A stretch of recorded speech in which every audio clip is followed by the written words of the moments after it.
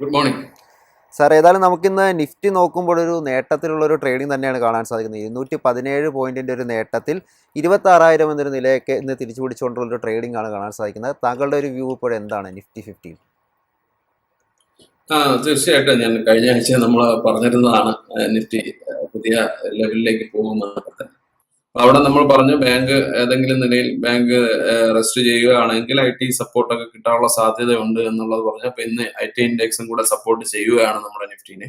അപ്പൊ അത് 1-2 ദിവസത്തേക്ക് കണ്ടിന്യൂ ചെയ്യാനുള്ള സാധ്യതയുണ്ട്. അപ്പോൾ ബാങ്ക് നിഫ്റ്റി ഇതുവരെ ലീഡ് ചെയ്തുകൊണ്ടിരുന്ന ഇൻഡെക്സ് ഒക്കെ തന്നെ ഒന്ന് റെസ്റ്റ് ചെയ്താൽ അടുത്ത ദിവസങ്ങളിലും ഈ ഡിഫൻസീവ് ആയിട്ട് നിൽക്കുന്ന അല്ലെങ്കിൽ ബോട്ടം ഡൗൺ ആയിട്ട് കിടക്കുന്ന സെക്ടേഴ്സിലെ ഷോർട്ട് കവറിംഗ് കൊണ്ട് നിഫ്റ്റി വീണ്ടും മുന്നോട്ട് പോകുമെന്ന് തന്നെയാണ് പ്രതീക്ഷിക്കുന്നത്. ചെറിയ ചെറിയ പ്രോഫിറ്റ് ബുക്കിംഗ് വരുമ്പോൾ തന്നെ ഇമ്മീഡിയറ്റ്ലിയുള്ള ഒരു റിക്കവറി, അതായത് ബൈയിങ് ഇൻട്രസ്റ്റ് വരുന്നത് നമുക്ക് കാണാൻ കഴിയുന്നു. അത് ഒരു മണി ഫ്ലോയെ നമുക്ക് സൂചിപ്പിക്കുന്നു എന്നാണ് ഞാൻ വിചാരിക്കുന്നത്.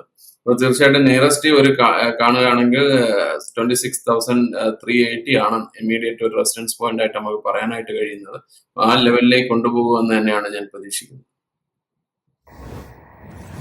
സാർ, നിഫ്റ്റി ബാങ്കിലോട്ട് വരുമ്പോൾ നമുക്കിന്ന് കാണുന്നത് ഏകദേശം 500 പോയിന്റിൻ്റെ അടുത്തുള്ളൊരു നേട്ടം കാണാൻ സാധിക്കുന്നുണ്ട്. 58,507 എന്നൊരു നിലയിലാണ് ഇപ്പോൾ ട്രേഡിംഗ് നടന്നുകൊണ്ടിരിക്കുന്നത്. ബാങ്ക് നിഫ്റ്റിയിൽ താങ്കളുടെ ഒരു എക്സ്പെക്റ്റേഷൻ ഇപ്പോൾ എന്താണ്? ബാങ്ക് നിഫ്റ്റിയിലേക്ക് വരുമ്പോൾ നമ്മളൊന്ന് കോൺഷ്യസ് ആയിട്ട് തന്നെ ട്രേഡ് ചെയ്യണം. കാരണം ഇത് 54,000 നിന്ന് ആണ് ഈ ലെവലിലേക്ക് വന്നിരിക്കുന്നത്. എനിവേ ഞാനൊരു പ്രതീക്ഷിക്കുന്നത് 60,000 അടുക്കുമെന്ന് തന്നെയാണ് പ്രതീക്ഷിക്കുന്നതെങ്കിൽ പോലും അവിടെ സസ്റ്റെയിൻ ചെയ്യുമോ എന്നുള്ളത് ഒരു ക്വസ്റ്റ്യൻ മാർക്കായിട്ട് ഇപ്പോഴും നിൽക്കുന്നു. അപ്പൊ സസ്റ്റൈനബിലിറ്റി അല്ലെങ്കിൽ സസ്റ്റെയിൻ ചെയ്യാനുള്ള ഒരു ചാൻസ് ഇപ്പോ ഇത്തിരി പോസിബിലിറ്റീസ് കുറവാണ്. കാരണം എന്ന് വെച്ചാൽ ഈ മൊമെന്റം സ്റ്റാർട്ട് ചെയ്തിരിക്കുന്നത് വളരെ ലോയിൽ നിന്നാണ്.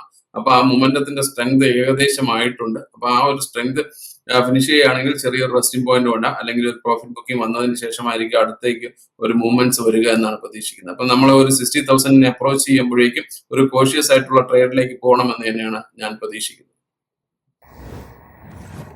സാർ, നമുക്കിന്ന് IT സൂചികൾ പൊതുവെ ഒരു നേട്ടം കാണാൻ സാധിക്കുന്നുണ്ട്. പല ഓഹരികളിലൊക്കെ തന്നെ നേട്ടമുണ്ട്. ഇന്ന് ഇൻഫോസിസിൻ്റെ ഒരു വ്യൂ ആണ് അറിയേണ്ടത്. ഇന്ന് 4% മുകളിലേക്കൊരു നേട്ടം നമുക്ക് ഈ ഒരു ആദ്യ മണിക്കൂർ കഴിയുമ്പോൾ തന്നെ ഇന്ന് രേഖപ്പെടുത്താൻ ഇൻഫോസിസിന് സാധിക്കുന്നുണ്ട്. 1533 എന്നൊരു പ്രൈസിലാണ് ട്രേഡിംഗ് തുടരുന്നത്.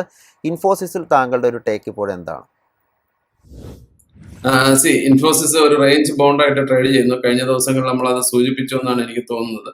1400 ആൻഡ് 550 ഈ ഒരു ലെവലിൽ നിന്ന് മുകളിലേക്ക് വന്നു കഴിഞ്ഞാൽ തീർച്ചയായിട്ടും വലിയൊരു പോസിറ്റീവിന് സാധ്യതയുണ്ട്. അപ്പൊ അവിടെ അതിന്റെ അടുത്തേക്ക് വരികയാണ്. അടുത്ത ദിവസങ്ങളിൽ അത് ബ്രേക്ക്ഔട്ട് ചെയ്യാനുള്ള സാധ്യതയാണ് നമ്മൾ കാണുന്നത്.